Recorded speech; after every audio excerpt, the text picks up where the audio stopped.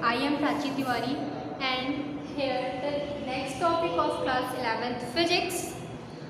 तो इसके पहले वाले वीडियो में हमने डायमेंशन के बारे में पढ़ा था, यानी कि विमा के बारे में पढ़ा था कि विमा को हम लोग विमा होता क्या है, विमाएँ क्या होती हैं या फिर डायमेंशन क्या होता है।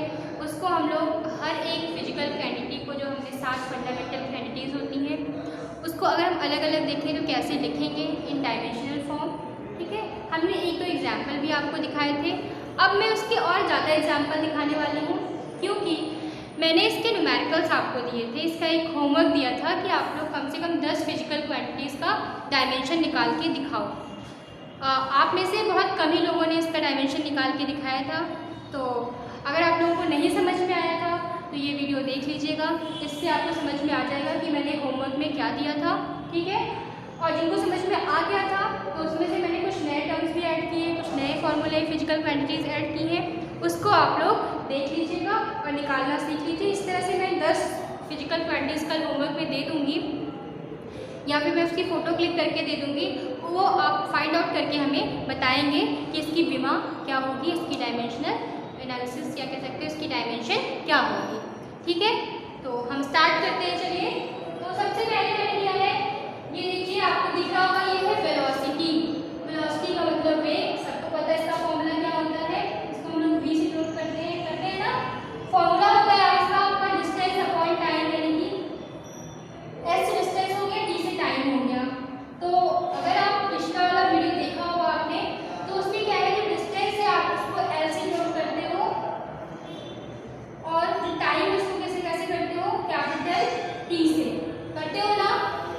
तो इसको हम लोग लिखेंगे L T -1। तो ये इसकी क्या हो गई, विमा हो गई, डायमेंशन हो गई। ठीक, और इसको और फुल फॉर्म में लिखते हो तो कैसे लिखते हो, m0 L1 T -1। तो ठीक है, अभी हम सिर्फ इतना देख रहे हैं, वो आप लोग करके मुझे बता दीजिएगा कि कैसे लिखेंगे। दूसरा हमने लिया है फोर्स। फोर्स को हम F से शॉर्ट करते हैं और फॉर्मूला होता है ma, सबको याद होगा, मास इनटू एक्सेलरेशन होता है ना। तो इसके पहले हम ये वाला कर लें, एक्सेलरेशन वाला कर लें, ज़्यादा आसान हो जाएगा। जो पहले एक्सेलरेशन का कर लेते हैं, तो एक्सेलरेशन वाला जो होता है, ए का फॉर्मूला होता है, ए का फॉर्मूला होता है v/e, यानी कि डिस्प्लेसमेंट अपॉन टाइम।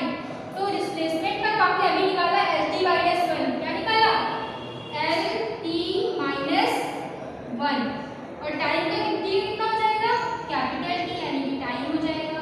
तो इसको अगर इस तरह से लिखें तो क्या हो जाएगा, LT-1, और ये वाला भी T ऊपर गया, T, तो यहाँ प्लस वाला भी ऊपर जाएगा तो -1।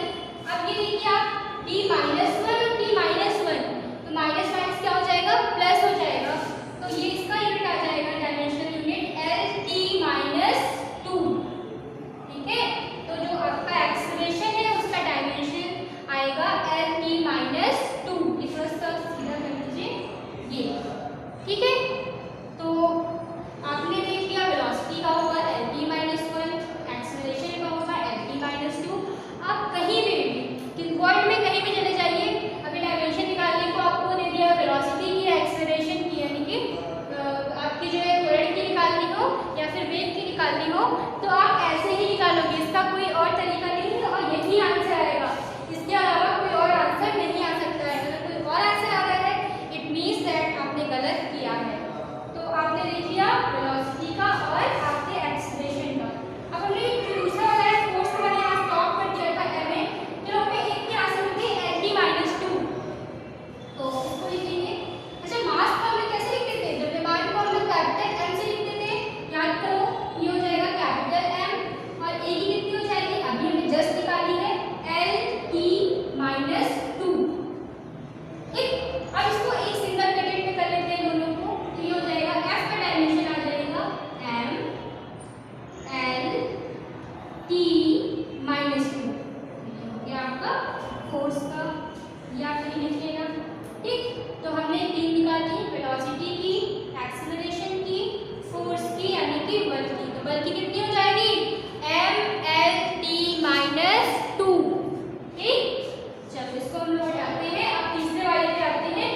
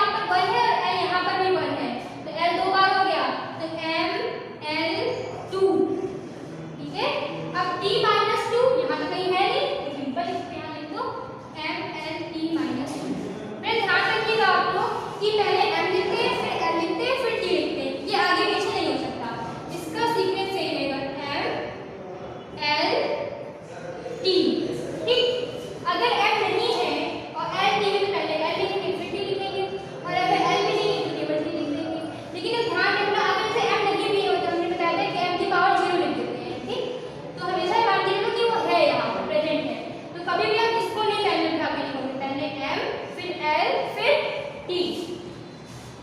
तो इसका हो गया वर्क का कितना आ गया, ये आ गया ml2t - 2। तो इसका मतलब वर्क का डायमेंशन आप निकाल लोगे। तो हमने 4 सीख लिए। पहला निकाल लिया वेलोसिटी का, दूसरा निकाल लिया हमने एक्सेलरेशन का, तीसरा निकाल लिया फोर्स का, और चौथा हमने निकाल लिया वर्क। वर्क तो सबको पता है, कार्य बोलते हैं उसको, ठीक। अब हमें किसका निकालना है, काइनेटिक एनर्जी का। तो चलो देखते हैं काइनेटिक एनर्जी क्या होता है।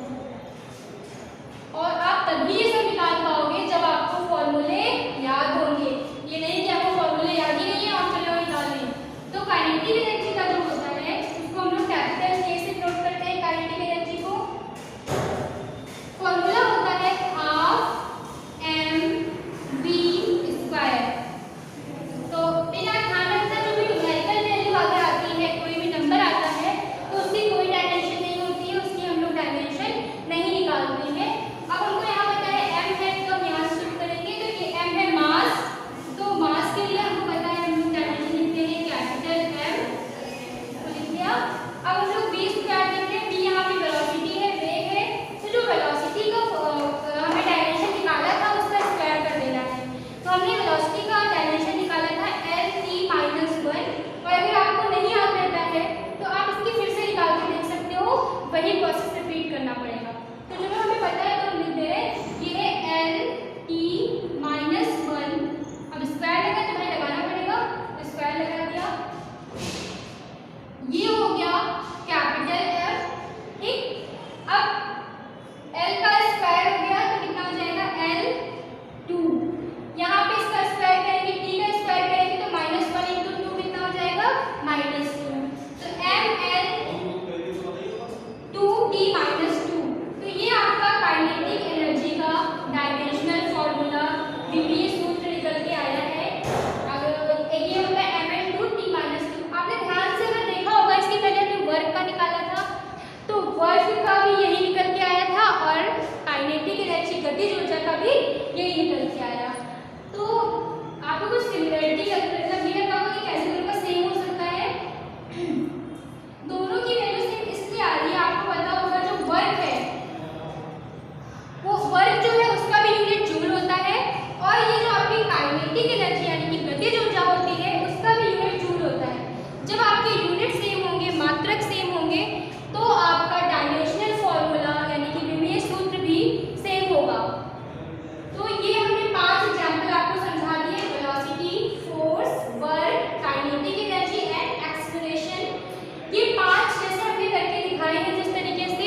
इसकी पहले तो आपको प्रैक्टिस करनी है कि कैसे हमने निकाला है। अगर आपको जरा सी भी दिक्कत कहीं पर आ रही है तो आप हमें तुरंत इसके बारे में बताएं कि हमें यहाँ पे समझ में नहीं आ रहा है। किसी भी मीडियम को, हिंदी मीडियम हो या इंग्लिश मीडियम, आई थिंक तो मैंने दोनों मीडियम को समझाया है। फिर भी कुछ दिक्कत है तो आप पूछ सकते हैं वीडियो देखने के बाद। और दूसरी बात ये है, ये 5 तो हमने आपको समझाया है। मैं अभी इसके अलावा 5 या 10 आपको ऐसी फिजिकल क्वांटिटीज दे दूंगी जिनका फॉर्मूला आपको पहले से पता होगा। उनके लिए आपको डायमेंशनल फॉर्मूला यानी कि ऐसा ही कुछ निकालना, विमीय सूत्र निकालना है। तो क्या आएगा वो आपको मैं दे दूँगी, आप मुझे करके दिखा दीजिएगा। अगर फिर मैं समझ जाऊँगी कि आपको ये वीडियो समझ में आ रहा है। Okay, thank you class.